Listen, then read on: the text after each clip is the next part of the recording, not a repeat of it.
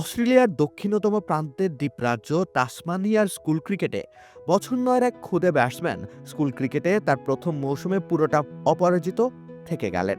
ছেলেটি ছিলেন Ricky Ponting. ছেলেটাকে কেউই আউট করতে পারছেন না দেখে এক প্রকার নিরুপায় হয়ে প্রতিযোগিতাটির নীতি নির্ধারকরা নতুন নিয়ম জারি করলেন। একটা ইনিংসে ৩০ রান সংগ্রহ করলে পরে ব্যাটসম্যানকে অবস্কৃতের তালিকায় নাম লেখাতে হবে।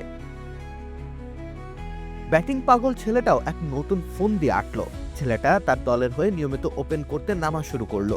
রান না করে যত বেশি সম্ভব বল খেলতে লাগলো এবং প্রতি ওভারের শেষ বলে সিঙ্গেল রান নিয়ে পরের ওভারে স্ট্রাইক নেওয়াটাও সুনিশ্চিত করতে লাগলো।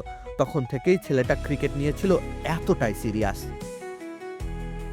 আর মাঝে মাঝে আম্পায়ারকে নিজের স্কোর জিজ্ঞাসা করত, একবার নয় বারবার। যখন জানতে পারত যে সে ২৯ রানে দাঁড়িয়ে আছে, তখন সে রান করা পুরোপুরি বন্ধ করে দিতে লাগলো।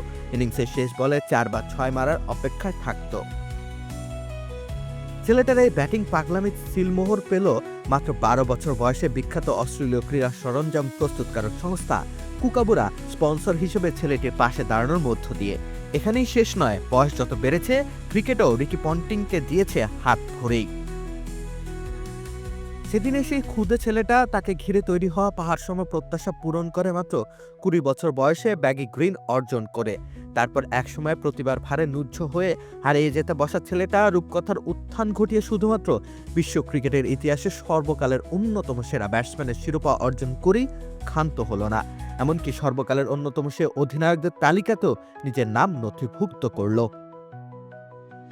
অধিনায়ক হিসেবে রিকি পন্টিং ২টো বিশ্বকাপ জিতেছেন, অস্ট্রেলিয়াকে নিয়ে গিয়েছেন ক্রিকেটের সর্বোচ্চ আসনে। ব্যাটার হিসেবে যিনি ইতিহাসেরই অন্যতম সেরা, তবে এ তো হওয়ারই ছিল।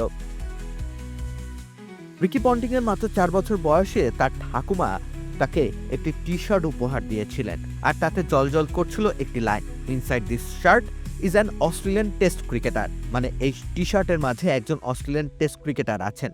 ঠাকুমা অন্তপ্রাণ, ঠাকুমার প্রাণপ্রিয় পান্টারকে তার ঠাকুমার স্বপ্ন পূরণ তো করতেই হতো। রাকিব হোসেন রুম্মান, খেলা ৭১।